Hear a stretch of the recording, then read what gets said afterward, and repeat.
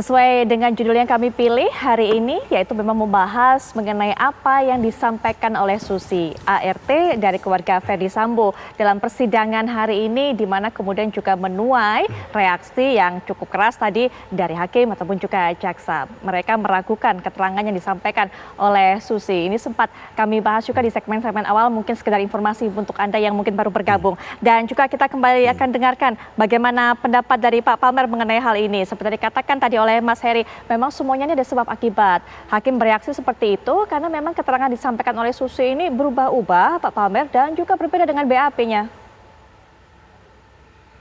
Ini itu harusnya lebih hebat dari malaikat.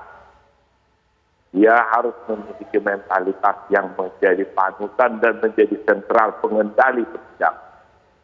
Dia tidak boleh ikut emosional. Dan tidak boleh memperlihatkan emosional, entah itu tujuannya. Malah saya melihat banyak hal. Dengan approach yang baik, dengan kelembutan, berhasil. Kalau saya menyimpulkan, baik hakim, baik jaksa maupun pengacara tidak berhasil itu menggali yang dari saksi itu tadi, hal-hal yang tidak terucap. Termasuk gagal. Menasihatkan apakah teknik-teknik seperti tadi itu. Kalau saya sebenarnya mengharap lebih banyak tadinya gitu. Banyak yang mesti dibuka oleh si saksi Susi itu. Tapi ya masih segitu-segitu aja hasilnya. Ya kalau tadi juga ada misalnya, bahkan dicurigai ada pasang semacam wireless di telinganya. Itu kan sudah ada presiden dulu. Entah itu kasus BLBI, apakah itu kasus pidana di KPK. Ya, itu diminta oleh hakim. Periksa, buka jilbab, gor sidang, minta diperiksa sama petugas yang wanita. Apakah di balik kerudungnya itu ada alat bantu?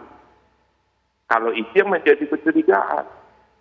Jadi intinya itu bahwa tidak dengan membuat tekanan seperti itu akan berhasil.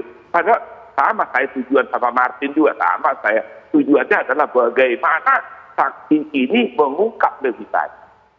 Tetapi kalau saya lihat metode yang berjalan tadi lebih membuat menyenangkan publik bahwa hakim sangat konsisten, bahwa jaksa sangat ada di pihak korban, kira-kira begitu. Sebenarnya kan tiga pihak menyerang seolah-olah tadi saksi itu tersangka yang bisa digergaji. Maksud saya tadi dengan teknik-teknik yang baik memperlihatkan bahwa bagaimanapun kedudukan hakim itu adalah kedudukan yang mulia, makanya kita selalu manggilnya yang mulia. Jadi ketika di sana pun sudah agak sedikit ikut emosi dengan suara melengking begitu, dan di mana lagi kita mau mengatakannya bahwa mereka ini akan berhasil, dan di sana masih ada wasit yang objektif yang berdiri di tengah.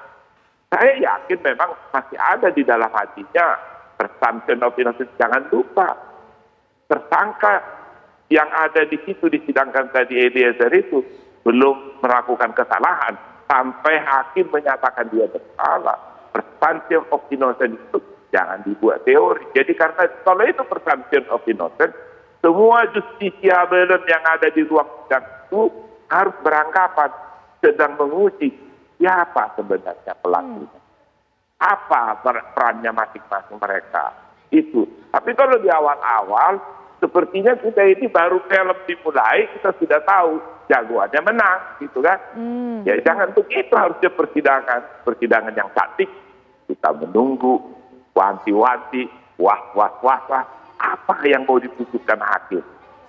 Di situ sebenarnya tujuan tadi saya mengatakan itu. Ke depan saya kira juga nggak akan hilang pembuktian itu, tidak akan ada yang salah di dalam perkara itu apabila lebih, katakanlah tadi seperti Bung Ferry tadi mengatakan tergantung karakter orangnya. Makanya untuk tidak semua orang itu hakim. Maka hakim itu satu-satunya wakil Tuhan.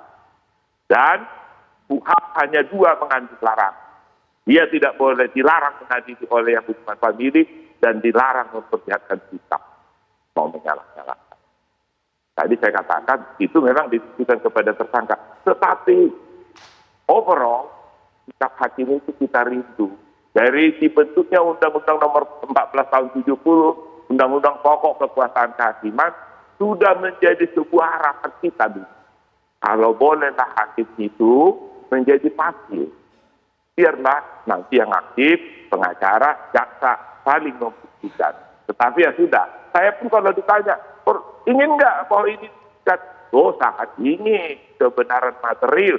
Saya sama harapannya dengan ibunya Joshua. Ungkap, jujur.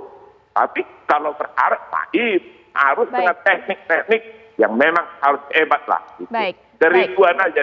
Baik Pak Palmer. Nah di waktu yang tersisa mungkin saya bisa berikan kesempatan untuk berikan kalimat penutup mungkin dari Bang Martin kemudian dilanjutkan Mas Heri. Silakan Bang. Apalagi nanti ke depannya kita akan mendengarkan ini semua diuji saat berhadapan bertemu juga dengan keterangan dari Kuat Ma'ruf.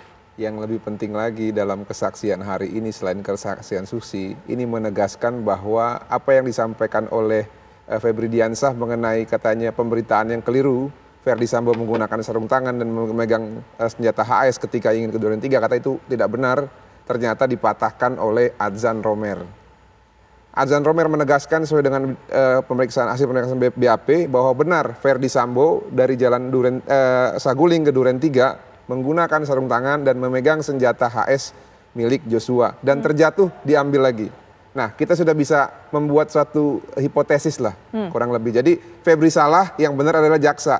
Berarti eksepsinya yang kurang cermat, kurang jelas dan kurang lengkap. Demikian. Baik, terakhir Mas Heri menutup. Ya, ini kan dalam kerangka tidak hanya menegakkan keadilan prosedural ya, tapi juga yang akan dituju adalah keadilan substantif. Ya. Maka memang kata kuncinya adalah kejujuran tadi. Karena kalau kita lihat perkara ini menjadi rumit, karena orang yang ada di tempat kejadian perkara juga ditetapkan menjadi terdakwa. Otomatis mereka punya kepentingan hukum dalam hal pembelaan, Mbak Putri. Maka tidak lain dan tidak bukan yang dibutuhkan adalah kejujuran dan bagaimana mengkonfrontir tadi. Saya sepakat juga dengan Bang Palmer sampaikan.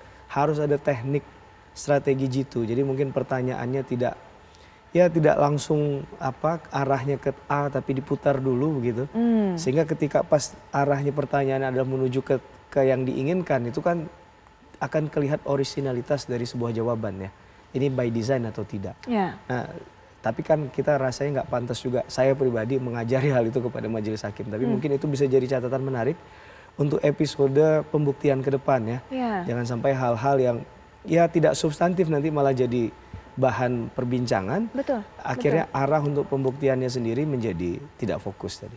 Baik, Mas Heri terima kasih sudah hadir dan juga memberikan pandangannya. Bang Martin juga terima kasih. Pak Palmer juga terima kasih sudah memberikan catatan terhadap persidangan. Ya Putri Viola yang kasih, terima kasih. Terima kasih, Pak Palmer.